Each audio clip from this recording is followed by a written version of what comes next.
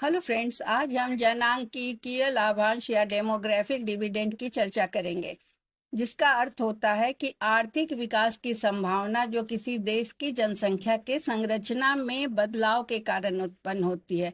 तो हम जानते हैं कि कार्यशील आयु जो होती है वो 15 से 64 वर्ष के आयु होती है।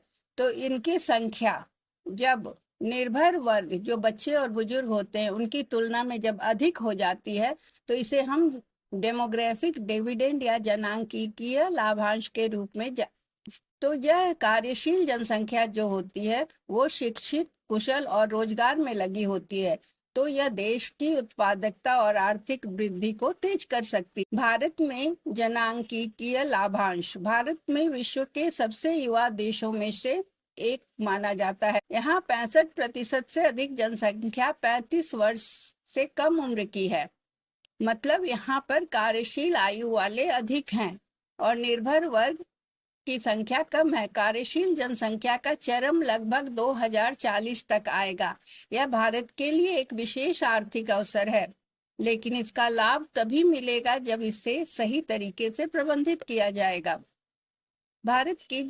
भारत की जनांकीय लाभांश जो है उसको हम कैसे उससे लाभ उठा सकते हैं। तो पहला, शिक्षा और कौशल विकास में निवेश करके स्कूली शिक्षा और उच्च शिक्षा की गुणवत्ता को सुधार कर, व्यावसायिक प्रशिक्षण और डिजिटल साक्षरता को बढ़ाकर, रोजगार सृजन और उद्यमिता को बढ़ावा देकर, विनिर्माण, आईटी, हरित ऊर्जा और सेवाओं जैसे क्षेत्रों में निवेश करने से इन्हें रोजगार के अवसर मिलेंगे। स्टार्टअप्स, सूक्ष्म, लघु और मध्यम उद्यमों जिसे हम माइक्रो स्मॉल के नाम से एमएसएमई कहते हैं, उनको समर्थन दिया जाएगा, क्योंकि ये इस तरह के एमएसएमईज जो हैं वो अधिक लोगों को रोजगार प्रदान कर सकते हैं।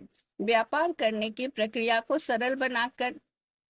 फिर आता है चौथा, स्वास्थ्य सेवा और पोषण, सभी के लिए सस्ती और सुलभ स्वास्थ्य सेवाएं सुनिश्चित करना, कुपोषण और मातृ स्वास्थ्य पर विशेष ध्यान देना, महिलाओं की भागीदारी को बढ़ाना, महिलाओं के लिए सुरक्षित कार्यस्थल प्रदान करना, लचीले कार्य विकल्प देना, मतलब कि वो घर को देखते हुए, बच्चों को देखते हुए कार्य कर सकें, सामाजिक रुकावटों को हटाना, शहरी नियोजन और अवसंरचना का विकास, स्मार्ट सिटी, बेहतर परिवहन और आधारभूत सुविधाओं का निर्माण करना, आवास, पानी, स्वच्छता और ऊर्जा की उपलब्धता को सुनिश्चित करना, डिजिटल और वित्तीय समावेशन करना, इंटरनेट और डिजिटल शिक्षा का विस्तार करना, डिजिटल बैंकिंग, फिनटेक सेवाओं से ग्रामीण और दूर दराज के क्षेत्रों को सशक्त बनाना, नीतिगत और शासन में सुधार, श्रम कानूनों में सुधार करना, व्यापार की सुगमता को बढ़ाना, पारदर्शी और कुशल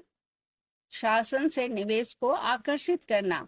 बाहरी निवेश जब आएगा तो और भी लोगों को रोजगार के अवसर मिलेंगे और भारत में पूंजी बढ़ेगी।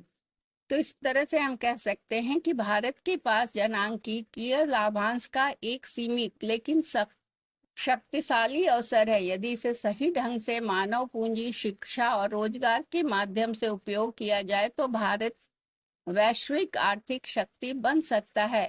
यदि वह यह अवसर चूक जाता है तो यह बेरोजगारी, सामाजिक असंतोष और युवा शक्ति के नुकसान का कारण सकता है।